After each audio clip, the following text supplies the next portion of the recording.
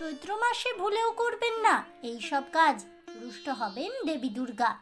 কি করবেন না এই মাসে, কি করা উচিত এই সময়, জেনে নিন আজকের এই ছোট্ট ভিডিও থেকে।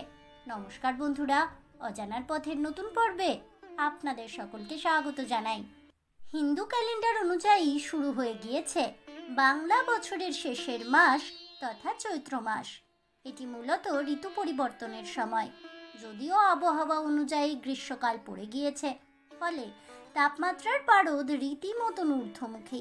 তবে এ মাসে হিন্দু ধর্মের হোলি, চৈত্র নবরাত্রি, শীতলা অষ্টমী, রং পঞ্চমী, পাপমোচনী একাদশী সহ বহু উপবাস ও উৎসব পালিত হয়। অনেকের বাড়িতে আবার এই সময়ে বিশেষভাবে ভগবান শ্রীকৃষ্ণ এবং দেবী লক্ষ্মীর পুজো করা হয়। তাই এই চৈত্র মাসে কিছু নিয়ম মেনে চলা অত্যন্ত জরুরি। কি নিয়ম মেনে চলবেন চৈত্র মাসে, চলুন জেনে নিন। ঋতু পরিবর্তনের কারণে এই সময় নানান রোগের প্রকোপ বৃদ্ধি পায়। তাই চৈত্র মাসে প্রতিদিন সকালবেলা খালি পেটে কাঁচা নিম পাতা চিবিয়ে খাওয়া উচিত। এর ফলে পেটের অসুখ থেকে মুক্তি মেলে। এই সময় কম নুন খাওয়াই ভালো। এই মাসে অন্তত 15 দিন নুন পরিত্যাগ করা উচিত। যদি তা সম্ভব না হয় তাহলে অন্তত চৈত্র নবরাত্রির 9 দিন নুন ছাড়া খাবার খাওয়াই ভালো। এতে মা দুর্গার আশীর্বাদ মিলবে ও রক্তচাপ নিয়ন্ত্রণে থাকবে।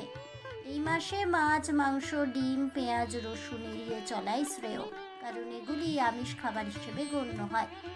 চৈত্র মাসে মাদকদ্রব্য সেবনও নিষেধ করা হয়। দেবী দুর্গা এ সময় আরাধ্য হন, সে কারণে এ মাসে চামড়া দিয়ে তৈরি দ্রব্যাদি ব্যবহার পরিত্যাগ করা উচিত। এই সময় দুধ বেশি খাওয়া উচিত নয়, বদলে টাটকা দই খেলে উপকার মিলবে। দই ও গুড় খেলে জন্মছকে চাঁদের অবস্থান ভালো হবে। এছাড়াও এটি খেলে পেট ঠান্ডা হবে, মাথা শান্ত থাকবে। চৈত্র মাসে হজম ক্ষমতা কমে যায়, সে কারণে এ সময় ভাজাভুজি যতটা সম্ভব এড়িয়ে চলাই ভালো। বদহজম, বমি, পেটে ব্যথা চৈত্র মাসে লেগেই থাকে। সেই কারণে এই মাসে হালকা খাবার খাওয়া শ্রেয় বলেই মনে করা হয়। বেশি তেল মশলা দেওয়া খাবার এ সময় না খাওয়াই উচিত। উল্লেখ্য, এ সময় গোটা মাস জুড়ে সূর্য দেবতাকে জলের অর্ঘ্য নিবেদন করা অত্যন্ত উপকারী। বিশ্বাস করা হয় এমনটা করলে সব ধরনের রোগ ব্যাধি থেকে মুক্তি পাওয়া যায়। সেই সাথে এই মাসে দেবী দুর্গা ও ভগবান বিষ্ণুর আরাধনা করা খুবই শুভ বলেই মনে করা হয়। সম্ভব হলে এই সময় ভগবান বিষ্ণুর 5 অবতারের পুজো করা যেতে পারে। এতে দেবী লক্ষ্মীর কৃপা পাওয়া যায় এবং অর্থনৈতিক অবস্থারও উন্নতি ঘটে। আজ এ পর্যন্তই। তাহলে বন্ধুরা, আমার আজকের এই ভিডিওটি শুনে কেমন লাগলো অবশ্যই আমাকে কমেন্টে জানাবেন। ভিডিওটি ভালো লেগে থাকলে লাইক, শেয়ার করতে ভুলবেন না।